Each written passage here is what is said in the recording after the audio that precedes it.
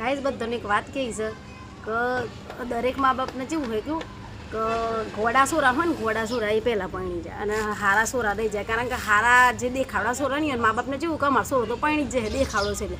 પણ એવું નહીં, અત્યારના જનરેશનમાં કેવું છે ઘોડા હોય ને એ જ પરણી જાય છે, હારા દેખાવડા તો રહી જ જાય છે.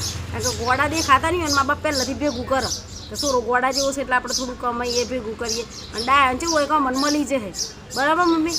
ડાયાને એવું હોય કે મન મળી જાય એટલે ડાયાના મા બાપ કશું ભેગું ના કરે એટલે ઘોડાઓ પહેલાં પણ જાય. ડાયા છે ને ડાફોડી અમારે પેલી કહેવત નહીં, ઘોડા ઘર કરે ડાયા ડાફોડી અમારે એવું છે. અત્યારની જનરેશનમાં એવું છે ઘોડા પણી જાય ને બિચારા હારા દેખાવડા સોરા હોય ને પોઈન્ટતા નહીં હોય કોઈ કન્યા જ નહીં મળે. કારણ કે ઘોડા જોડે પૈસા હોય અત્યારની સોરી તો પૈસા જોઈને ઘોડી થાય. સાચી જ મમ્મી?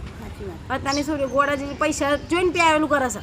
ઘોડો છે નહીં જોતી કોઈ દેખાવડો નહીં કોણો હે તો એની જોડે કરી દે પણ પૈસા થાય ને જોડે પેલો હારા દેખાડો છે બિચારા જોડે પૈસા ના હોય એટલે અત્યારે એવું છે. એટલે સોચ બદલો ને સારો દેખાડો વ્યવસ્થિત છોકરો તેના સંસ્કાર જોઈને લગ્ન કરો, બરાબર?